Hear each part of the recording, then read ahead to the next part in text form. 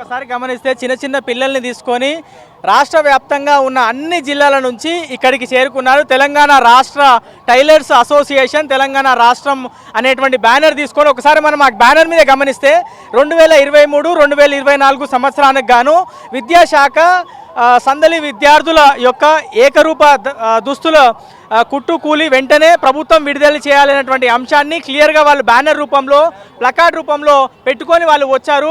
వాళ్ళందరూ ఇంత వందల సంఖ్యలో వచ్చారు. కొంతమంది లోపలికి వెళ్ళి వాళ్ళకు ఉన్నటువంటి సమస్యను ప్రభుత్వం దృష్టికి తీసుకువెళ్లేందుకు వాళ్ళు లోపలికి వెళ్ళారు. ఒకసారి మనం ఇటువైపు గమనిస్తే జనం చాలామంది వస్తున్నారు కాబట్టి డీసీపీ స్థాయిలో ఇక్కడ ఉన్నటువంటి ఏర్పాట్లను కానీ జనం వస్తున్నటువంటి తాకిడిని కానీ ఎప్పటికప్పుడు మానిటరింగ్ చేస్తున్నటువంటి పరిస్థితి ఉన్నది. డిఎస్పీలు ఇన్స్పెక్టర్ స్థాయి అధికారులు కూడా ఇక్కడ ఉన్నారు. మొత్తము రాష్ట్ర వ్యాప్తంగా ఉన్నటువంటి అన్ని జిల్లాల నుంచి తెల్లవారుజామునే అంటే బస్సులు లేకపోతే డీసీఎంలు కట్టుకోనో లేదంటే లారీలు కట్టుకోనో ఇతర వాళ్ళకి ఏ విధంగా అవుతే ఆ విధంగా ట్రాన్స్పోర్ట్ ఏర్పాటు చేసుకొని ప్రజాభవన్కి వస్తూ ఉన్నారు. గడిచినటువంటి 5-6 సంవత్సరాల నుంచి ఉన్నటువంటి ఇబ్బందులను లేదంటే గడిచినటువంటి 10 సంవత్సరాల నుంచి ఉన్నటువంటి ఇబ్బందులను ఈ రాష్ట్ర ప్రభుత్వం తొలగిస్తుంది అనేటువంటి ఆశతోని ఆలోచనతోని చాలామంది తెల్లవారుజామునే ఇక్కడికి వచ్చారు. ఇక్కడ ఒక వృద్ధురాలు ఒక చిన్న పేపర్ పట్టుకొని ఉన్నారు.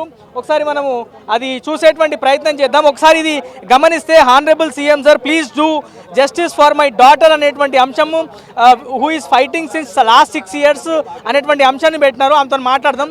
ఏందమ్మా మీ కూతురికి ఇబ్బంది ఉందా అమ్మా? ఏమైంది?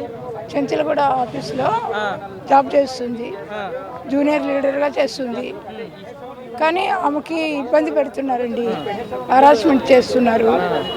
ఇది ఫోటోలు తీసేది, అన్నం తింటుంటే, ఇది బాత్రూమ్కి పోతుంటే ఏది ఇచ్చేది, ఇలాంటివన్నీ ఉన్నాయి.